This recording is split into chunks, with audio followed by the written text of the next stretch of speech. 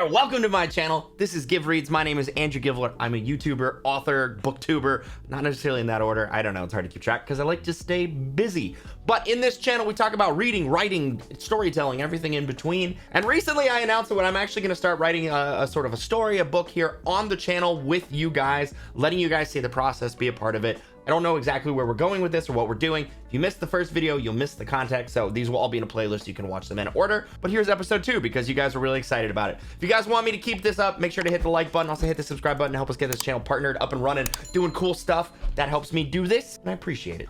Before we dive into the writing, again, we do about 20 minutes per video, which usually turns into maybe 1 or 2 pages. I want to go through some of your feedback because you guys had some comments. We might need to make some adjustments. So I want to see what you guys had to say. Rihanna Leal 9037 said, I love the idea and really want to see you continue. Give me insight into your writing method, more info on Orion and all of us, your audience, to participate. Just, you know, I lived in Sierra Vista near Tombstone and Bisbee for 15 years and it's not flat. Okay, this is really good to know. In fact, Arizona is very mountainous. There's very little sand dunes in the area and more of a desert scrub brush. There was a massive earthquake in the area during Western times and made mighty San Pedro River go underground. They used to have river boats run up and down before the earthquake. It was so big. Oh, dang. Might be interesting if Orion had something to do with it. Also, some famous people could be Wyatt Earp, of course, Doc Holliday, Billy the Kid. Yes, I knew that. Did not know about the terrain because I definitely made it sound more like a desert, so we're gonna have to figure that out. Hannah Grover wants to know more about Orion and Cassandra having a history together. Okay. Wally West says, crazy idea. Orion in Greek mythology was killed by a giant scorpion and scorpions lived in the desert. Shut up.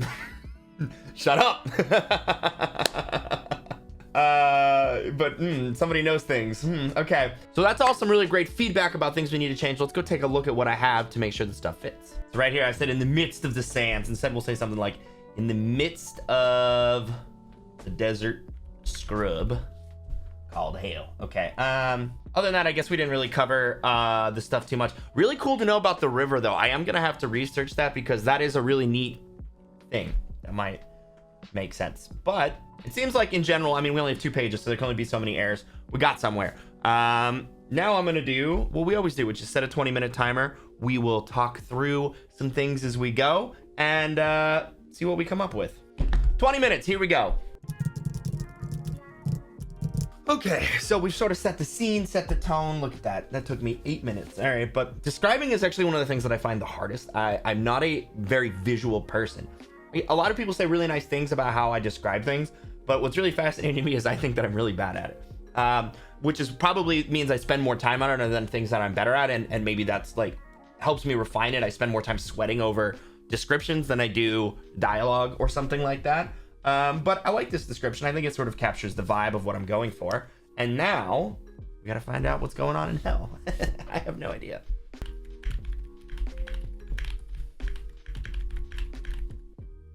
I'm trying to look up the name, what this thing is. Yeah, this right here. Rifle holder on a scabbard? This seems like the wrong name. I feel like they had a different slang. I feel like they called it a boot. I remember it being called like a boot or something. Everybody's calling it a scabbard, dude. I really think that it's not that, but if you guys know, leave a comment down below. I remember like Louis L'Amour calling it like a boot. Okay, I feel like we're getting the vibe. The city feels real to me. And now, what would happen, right? You roll into town with like an entourage in the Wild West, small town that nobody goes to, a mining town. What would expect and what would be weird? I have to figure out kind of how to bring this all together. I feel like there's a little bit of a horror vibe to this. Maybe not, because I feel like horror sometimes is the main character isn't aware that there's a bad situation going on, whereas in this one there's already the tension, but I feel like the tension feels a little horror-y. So I'm gonna lean into that and see what happens. But I feel like I've spent a lot of time describing it and not a lot of movement. So I think right about now is when something needs to happen or begin to happen. There's gotta be the hook, right? And we're on page 4. It's hook time.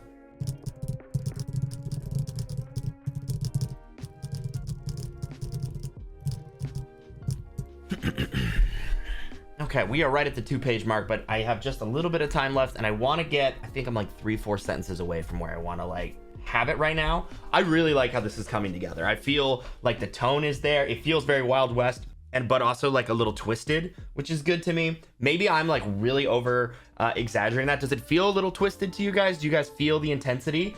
Let me know. I don't know if I'm reading too much of it. I kind of want it just to have like that low tension note, like the Dark Knight, like the but I don't know if it really does or if I'm just imagining it in my own head. No, that's time, dude. I was so close. We're gonna leave it off right there. Okay. You guys are gonna hate me, but hit the like button so we do an episode 3. Okay, here we go. I'm gonna resume from where we were. So you remember I'll read like the last paragraph, right? And then I'll segue into it. I'll give you what I got today. Again, leave me the feedbacks, the comments. Let's see what it is. Is it because some yokels named their city Hell? Thomas laughed at me, leaning back in his seat. Don't tell me you're superstitious, cowboy. His wife chuckled politely from beside him. It does certainly set a tone, I admitted with a grumble. Hell isn't real, my good man, but my thirst is, Thomas insisted. So we went to Hell. The first thing I noticed as we neared the town was that the name was less ironic, I don't know why I'm doing a Western accent, than I was hoping it would be. Hell was dead-ended in a little valley in the hilly terrains. We had to ride down to it, like we were descending into the underworld ourselves.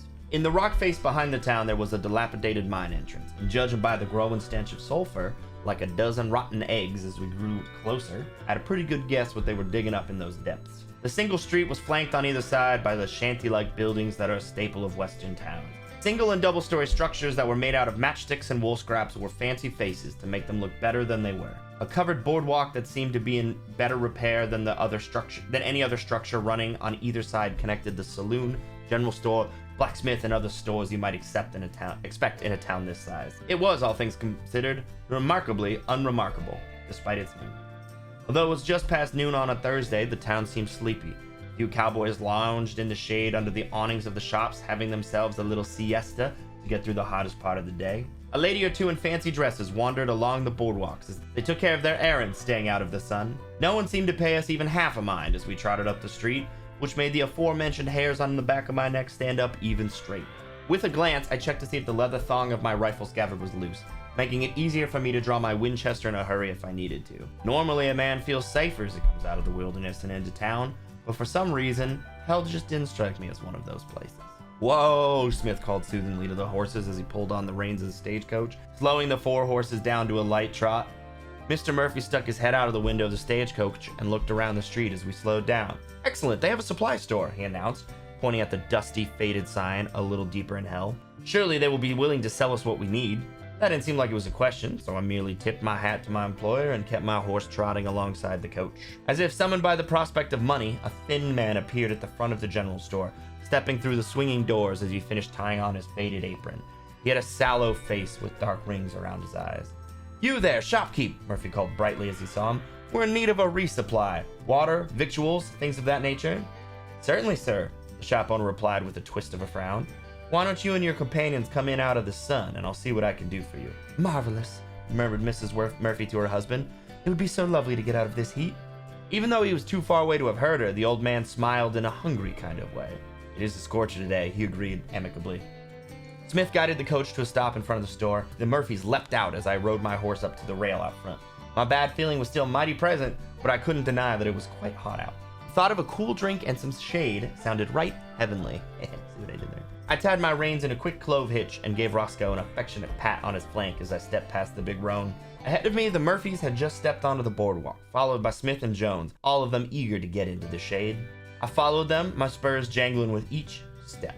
I put my first boot on the stair up to the boardwalk when Roscoe let out a mighty whinny of fear. Surprised, I paused mid-step, turning to look at my horse. A man out in the desert can get right sappy about his horse, but Roscoe and I have been through a lot together. Gunshots don't bother him, and neither do snakes or eagles. The only thing I've ever heard him be afraid of is wolves. But Roscoe looked more than a little afraid right now. His eyes were giant, and he pranced, huffing nervously, looking at me to help him. Concerned, I turned away from the boardwalk to see what my horse was so worked up about, my own bad feeling intensifying. That's when it happened. The sleepy town suddenly wasn't so sleepy anymore. I turned in tide to see a blur of motion, and that's where I ran out of time. Okay, so that's going to do it for part 2 of the Song of the Hunter. Let me know what you guys think. Again, I love your feedback. I love your excitement. Keep giving me comments. Give me ideas. Let me know if something doesn't make sense, doesn't ring true. I love doing this back and forth with you. And we'll do another episode next week. Also, hit the like button, do all the fun stuff. Thanks.